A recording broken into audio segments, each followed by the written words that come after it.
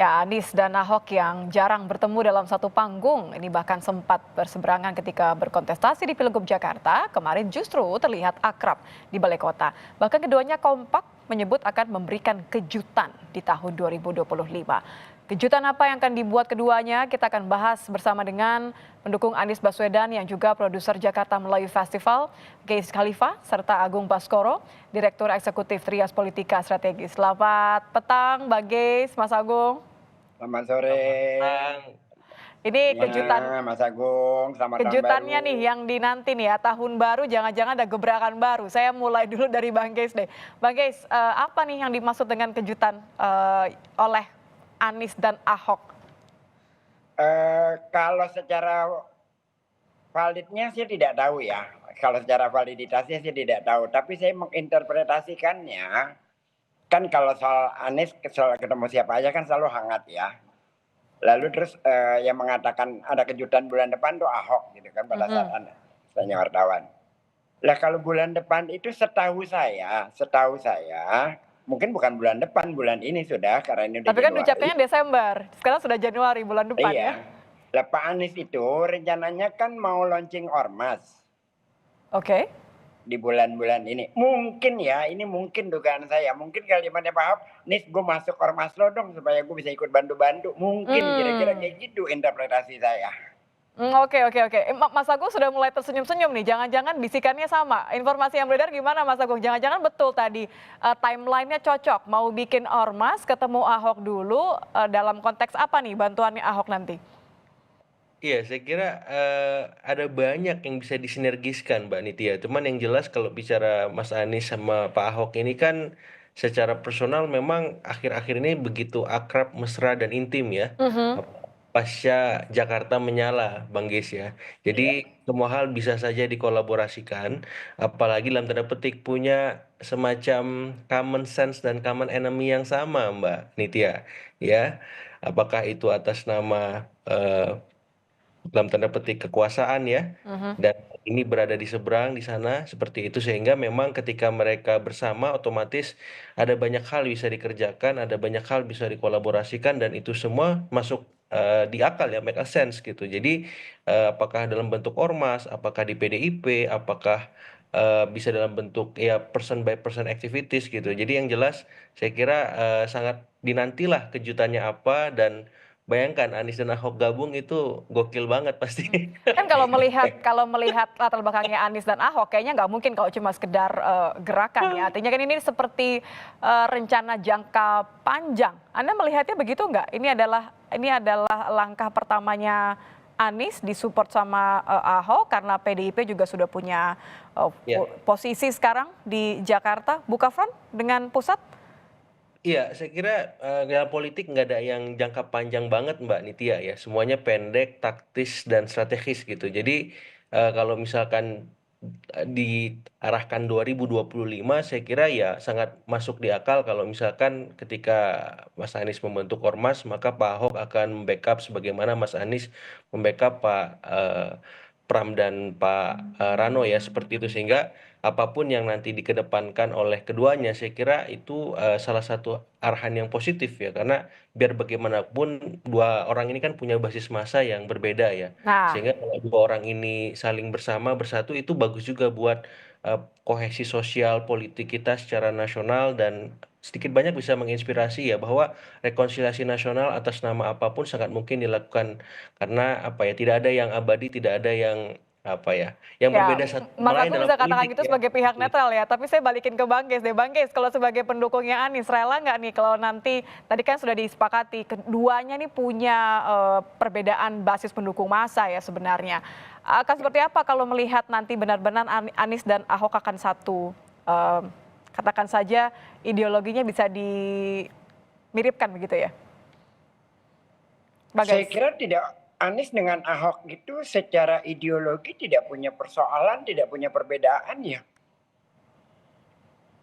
Apa yang dikatakan bahwa ideologinya berbeda dan dimiripkan? Karena selama ini kalau dikatakan ideologi, Anies itu berpacu kepada keadilan sosial dan selama ini dalam programnya dan kebijakannya berpacu pada isu gitu loh, pada keadilan sosial. Dan saya kira kalau dalam konteks keadilan sosial semuanya sama, pijakannya sama di situ. Bahwa basis dukungannya berbeda mungkin, tapi kalau secara ideologis tidak pernah punya ada perbedaan. Lalu kalau dalam konteks kebinakaan, Anies jauh selama 5 tahun membuktikan bahwa sebagai pemimpin dia memperhatikan semua. Bahkan yang tidak pernah ada di Jakarta, Christmas Carol sebagai contoh, itu diberlakukan di masa Pak Anies. Lalu telur Paskah di lapangan Banteng, lalu apa? Jadi kalau Bang Pohon Geis, maaf saya potong Bang tertinggi Geis. di masa Jadi Pak kalau Anies. Anda melihat dengan dua latar belakang seperti ini yang sama-sama memang punya posisi yang sangat penting sebagai gubernur Jakarta, kira-kira nanti pintu yang cocok akan masuk nih, pintu kejutannya, apakah jangan-jangan di pemerintahannya Mas Pram nanti? Enggak, kalau itu kan Mas Pram akan menjadi gubernur dan Mas Pram juga sudah paham apa yang diinginkan oleh Pak Anies dan akan dilanjutkan. Saya kira itu tidak memerlukan ini langkah-langkah dari Anies langsung lah. Mas Pram sendiri sudah, saya yakin dan percaya dia paham apa yang harus dilakukan. Jadi kejutannya bukan itu ya, kalau Saya menurut kira Anda? tidak ya. Kalau soal DKI itu, Mas Pram itu punya kemampuan, punya kapasitas untuk melaksanakan berbagai program yang selama ini sudah dilakukan oleh beberapa gubernur sebelumnya. Tentunya program-program yang baik ya. Mas Agung, jadi kalau tadi Ya. Bang Geis bilangnya katanya pintunya bakal beda nih, kejutannya kemudian lebih ke ormas. Apakah Anda merasa hal yang sama? Ini bukan pintu yang akan dibuka oleh Mas Pram, tapi kira-kira apakah ini akan seberapa lama ya keakraban ini akan terjadi? Iya, magnitude politiknya ketika Pak Anies dan Pak Ahok ini bareng di 2017 sudah terbukti menggemparkan Indonesia, Mbak Nitya, Bang Geis ya. Ya. Ada jutaan orang kumpul di Jakarta seperti itu. Jadi Pak Anies juga ketika Pilpres punya basis dukungan yang cukup solid 26%, itu konversinya 40 juta orang, Mbak Nitya. Belum lagi Pak Ahok ya. Kalau kita mengasumsikan secara praksis kuantitatif seperti itu. Tapi saya melihat memang dua basis massa yang berbeda itu, ya kalau kita bicara cross tabulasi survei, itu Mas Anies selama ini identik dengan masa Islam perkotaan, ya, kelas menengah terdidik, kemudian orang-orang yang kritis dengan pemerintah seperti itu. Begitupun dengan Pak Ahok, basis masanya masih masa nasionalis ya, orang-orang yang juga kritis dengan pemerintahan, kemudian juga kita tahu bahwa afiliasi partainya jelas ya, PDIP. Nah, kalau Mas Anies kan sebelumnya terafiliasi dengan teman-teman koalisi perubahan yang diatasnamakan PKS, PKB, dan Nasdem ya. Cuman kan ketiga partai itu sudah berbalik arah, berbalik badan, dan akhirnya sekarang Mas Anies bicara atas nama dirinya sendiri. Nah, jadi kedua basis massa itu yang akhirnya saling melengkapi, saling beririsan seperti itu atas nama memang mengkritik pemerintah seperti itu ya. Dan saya kira ketika dua orang ini bareng, ya saya merasa demokrasi kita akan aman-aman dan baik-baik saja mestinya. Kalau Karena melihat Mas Agung, maaf saya potong. Kalau ya, melihat tadi karakternya Mas Anies yang memang berkesan untuk mengkritisi pemerintah, kalau nanti ya. dua-duanya kompak, apakah ini ada justru malah tendensi membuat renggang antara yang didukung oleh Anies sekarang, gitu ya, melihat keakraban dengan Ahok dengan pemerintah pusat? Justru saya lihat ini dalam konstruksi yang luas, Mbak Nitya ya. Jadi politik kita secara nasional justru. Jadi ketika bicara Anies dan Ahok ini magnitudenya bukan hanya Jakarta, tapi juga Indonesia seperti itu ya. Jadi ketika mereka bareng otomatis banyak hal-hal positif yang bisa dikolaborasikan, utamanya tadi ya menjalankan peran-peran check and balances. Kita tidak lagi merujuk atas nama partai, tapi bisa juga tadi ormas misalkan, pribadi-pribadi atas nama keduanya ya Anies dan Ahok seperti itu, karena basis massa mereka punya dalam terpetik loyalis yang tulen ya Bang Geis ya, anak Abah dan Ahokers ini kan luar biasa ini. Kebayangkan kalau duanya berkolaborasi, kalau bahasa anak milenial ujung 90-an itu fusion ya, jadi bahasa Dragon Ball Mbak Nitya ya, itu join gabung. Bayangkan fusion politik itu energinya sangat besar. Super saya berapa itu ya? Anak Abah dan Ahoker bareng seperti itu dalam konteks bicara konstruksi politik nasional. Nah, saya Hmm. berharap ini bisa diarahkan secara positif, sinergis gitu, supaya apa? Supaya ya politik kita, demokrasi kita, dan hal-hal positif tentang pemerintahan ke depan itu masih bisa terlaksana ya, karena memang kita konstruksi sistem kita kan mayoritas hari ini didominasi oleh koalisi pemerintah ya, dan koalisi di luar pemerintah itu kesepian tuh PDIP-nya, dan kalau misalkan di situ ada Pak Ahok, Pak Anies dan bapak-bapak yang lain aktif juga membantu Jadi teman-teman justru ini PDIP. malah bisa Jadi mengisi demokrasi begitu ya? persis Sepakat nggak? sekali. Sepakat nggak Bang Geis? Kalau justru malah kolaborasi ini, meskipun tadi lagi-lagi ya Anda mengatakan ideologinya tidak pernah berbeda, hanya masa pendukungnya saja yang berbeda. Kalau betul nanti ada kolaborasi dalam bentuk apapun kejutannya, Anda melihat bahwa ini adalah sesuatu yang baik. Sangat baik, sangat positif ke depannya ya, karena kolaborasi semacam ini kan penting ya. Yang kedua, saya kira kita harus menarik batas terhadap kekuasaan yang semena-mena gitu. Kan itu harus jelas batasnya, jangan seperti periode kemarin, partai-partai politik tidak punya batas menjadi semacam operator daripada kekuasaan yang akhirnya merusak sendi-sendi bernegara.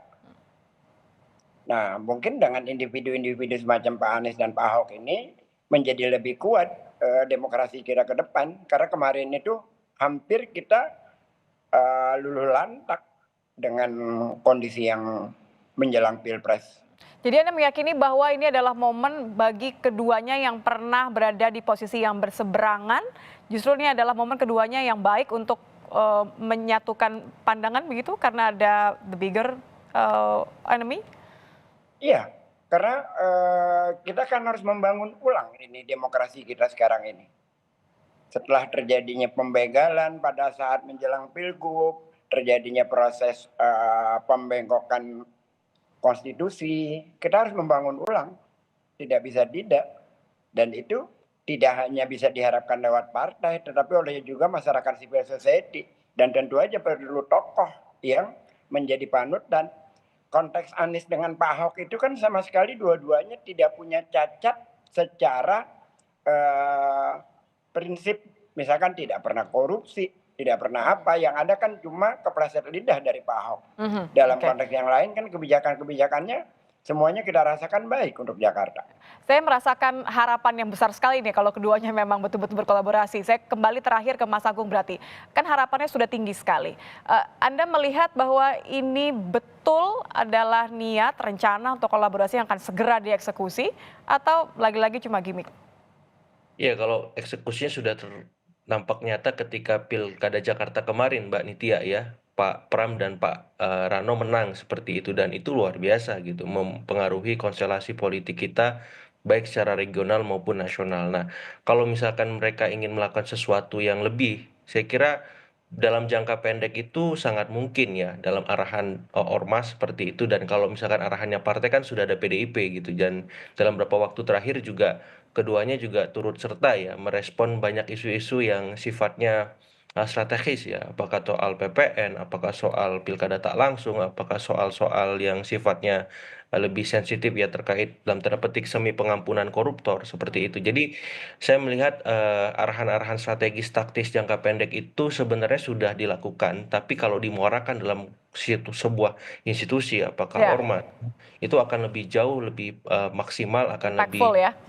ya strategis dampaknya seperti itu, dan itu yang sedang dilakukan, direncanakan oleh keduanya, dan saya kira bentuknya semacam apa dan seperti apa saya kira tinggal menunggu waktu ya, taktisnya bagaimana seperti itu Mbak Nitya. Bulan ini nampaknya. Baik, terima kasih. Kita tunggu sama-sama kejutannya akan seperti apa. Bang Geis, terima kasih. Mas Agung, Mas Koro, terima kasih sudah bergabung bersama Sama-sama, kami terima di Kompas Petang. kasih. Selamat tahun baru. Informasi lain kami hadirkan, saudara, mengenai kompetisi stand up comedy Indonesia yang telah dimulai kembali dan memasuki season ke-11.